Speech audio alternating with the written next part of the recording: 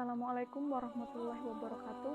Di sini saya akan menceritakan seorang tokoh Islam yang merupakan salah satu dari para sahabat Rasulullah Shallallahu Alaihi Wasallam, yaitu Nusaybah binti Ka'ab. Berikut kisahnya. Nusaybah binti Ka'ab, perisai Rasulullah yang kematiannya disambut para malaikat. Salah satu tokoh yang ikut dalam perjuangan di samping Rasulullah adalah Nusaybah binti Ka'ab, tokoh wanita yang dijuluki sebagai perisai Rasulullah, yang dalam kematiannya bahkan malaikat pun ikut menyambutnya. Nama lengkapnya adalah Nusaybah binti Ka'ab bin Amru bin Auf bin Mabsul al-Ansariyah yang bisa dipanggil Ummu Imarah. Beliau adalah seorang wanita dari Bani Mazin an-Najjar. Beliau wanita yang bersegera masuk Islam, salah seorang dari dua wanita yang bersama para utusan Ansar yang datang ke Mekah untuk melakukan baiat kepada Rasulullah Shallallahu Alaihi Wasallam. Di samping memiliki sisi keutamaan dan kebaikan, beliau juga suka berjihad, pemberani, kesatria, dan tidak takut mati di jalan Allah. Dalam sejarah dikatakan bahwa Nusaybah binti Ka'ab radhiyallahu anha merupakan istri dari Ghaziyah bin Amru al-Mazini an-Najjari.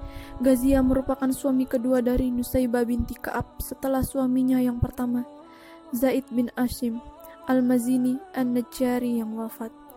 Dari suami pertamanya, Nusaybah dikaruniai dua orang anak, yaitu Abdullah bin Zaid dan Habib bin Zaid. Diceritakan bahwa Nusaybah telah mengikuti banyak pertempuran di sisi pasukan muslimin. Ghaziyah, Abdullah, dan Habib kala itu bertempur di garis depan, sedangkan Nusaybah lebih sering mengobati dan mengambilkan minuman untuk pasukan muslimin. Namun tidak hanya itu, Nusaybah juga pandai dalam bertempur melawan musuh-musuh Rasulullah. Kala itu, di tengah perang Uhud, kaum muslimin terpojok. Ibnu Qumayyah yang datang sebagai musuh hendak membunuh Rasulullah dengan pedangnya. Namun Nusaybah dengan gagah berani melakukan penjagaan kepada Rasulullah dan bertahan menggunakan pedang dan anak panah, menjaga Rasulullah agar tidak terbunuh, meskipun tahu bahwa dia tidak ada tandingannya dibanding Ibnu Qumayyah. Namun Nusaybah tetap menghalang-halangi Ibnu Qumayyah agar tidak menyentuh Rasulullah. Ibnu Qumayyah yang mengetahui tujuannya untuk membunuh Rasulullah dihalang-halangi oleh seorang wanita pun jelas sangat murka.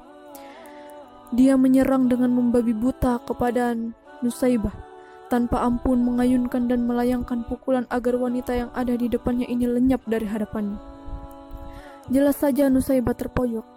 Kekuatannya tidak ada apa-apanya dibanding Ibnu Qumayyah. Namun menghiraukan luka di sekujur tubuhnya, wanita perkasa ini tetap berdiri. Ia tidak berpaling ke kanan atau ke kiri kecuali terus berperang demi aku, ujar Rasulullah Shallallahu Alaihi Wasallam. Diceritakan bahwa setidaknya ada kurang lebih 13 luka di tubuh Nusaybah. Dan meskipun demikian, Nusaybah nyatanya masih hidup untuk terus berperang di samping pasukan muslimin. Atas pengorbanannya dalam perang tersebut dan menjaga keselamatan Rasulullah Sallallahu Alaihi Wasallam, Rasulullah memuji Nusaybah dengan bersabda, kedudukan Nusaybah binti Ka'ab lebih baik daripada si fulan dan si fulan. Rasulullah pun juga berkata kepada putra Nusaybah, Abdullah, Allah memberkahi kalian, wahai ahlul bait.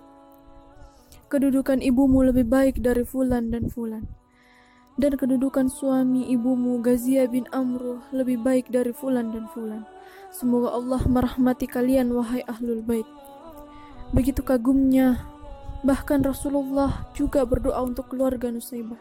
Ya Allah, jadikanlah mereka orang-orang yang akan menemaniku di surga. Nusaybah dan keluarganya terus berjuang di sisi kaum muslimin, dan bahkan sampai pada masa wafatnya Rasulullah Shallallahu Alaihi Wasallam. Itu adalah hari yang paling menyedihkan bagi seluruh umat muslimin.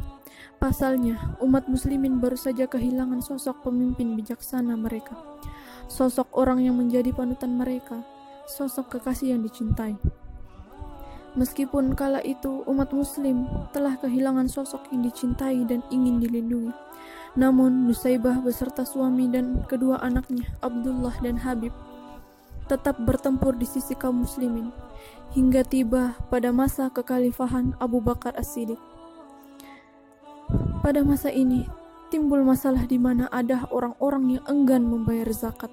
Bahkan muncul sosok Musailama Al-Kadzab yang dengan kesombongan dan keangkuhannya mengaku sebagai seorang nabi. Abu Bakar jelas saja murka dan mendeklarasikan perang terhadap Musailama. Dalam perang ini Habib bin Zaid, anak bungsu Nusaibah, ikut perang. Namun sayangnya tertangkap oleh pasukan Musailama dan disiksa. Dalam masa penyiksaan yang pedih itu, Musailama memaksa Habib untuk mengakui bahwa Musailama adalah seorang nabi. Namun karena keimanan dan hati yang tetap percaya kepada Islam dan Allah, Habib menolaknya. Meskipun disiksa seperti apapun, Habib tetap menolaknya. Hingga pada akhirnya Musailama semakin marah dan memperlihatkan ketidaksukaannya. Nabi palsu itu memotong-motong tubuh Habib sampai berdarah-darah dan mati syahid. Kabar pun sampai ke telinga Nusaibah kala itu. Hingga pada akhirnya memotivasi Nusaibah untuk ikut pasukan muslimin dalam perang Yamamah. Ditemani oleh putra sulungnya Abdullah, mereka berdua pun melawan musuh dengan gagah berani. Diceritakan bahwa dalam suasana perang yang berkecamuk itu, seorang musuh berhasil memotong satu tangan Nusaibah. Tanganku terpotong, dan aku ingin membunuh Musailama. Aku tidak akan berhenti sampai orang kotor itu terbunuh, ujar Nusaibah kepada anaknya Abdullah. Melihat sang ibu yang masih memiliki tekad baja meskipun dengan kondisi tubuhnya yang sudah seperti itu, membuat Abdullah semakin membara. Mengingat juga tentang adiknya yang dibunuh secara keji oleh Musailama, memberikan moral yang meledak-ledak dalam diri Abdullah. Dia dan pemuda bernama Wahsy kemudian menerjang musuh ke garis depan tanpa kompromi. Tujuannya adalah untuk mencari Musailama. Perang Yamamah bergelora sangat hebat. Entah berapa banyak korban yang jatuh, tidak ada yang bisa menghitung. Abu Bakar menyerang tanpa ampun para musuhnya sembari memimpin kaum muslimin. Di sela suasana perang yang carut marut, tiba-tiba sebuah kabar tersiar luas. Musailamah sudah terbunuh. Semua pasukan musuh yang tengah melawan pasukan muslimin terkaget.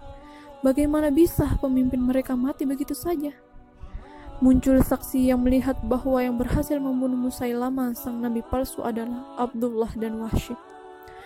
Nusaibah pun bersujud syukur saat mendengarnya. Kematian Musailamah menandakan kemenangan pasukan muslimin. Itu merupakan satu dari sekian perang yang diperjuangkan Nusaibah. Entah sudah berapa banyak pengorbanan yang dilakukan Nusaibah binti Ka'ab dalam membela ajaran Allah Subhanahu wa Ta'ala. Seorang wanita yang semangatnya melebihi 100 lelaki. Seorang wanita yang pengorbanannya diakui oleh Rasulullah Shallallahu Alaihi Wasallam dan kedudukannya lebih tinggi dari pasukan muslimin yang lain. Beberapa tahun setelah perang Yamamah, bertepatan pada tahun 13 Hijriah, Nusaibah meninggal dunia, meninggalkan tinta-tinta perjuangan yang ditulis dalam lembar sejarah sebagai salah satu perempuan yang paling luar biasa dari kaum Ansyar. Dari cerita yang telah disampaikan, disebutkan bahwa betapa luar biasanya seorang Nusaibah binti Ka'ab al-Ansariyah, perempuan yang dijuluki sebagai sang perisai Rasulullah, meninggalkan intisari dari sebuah semangat kepada generasi-generasi setelahnya.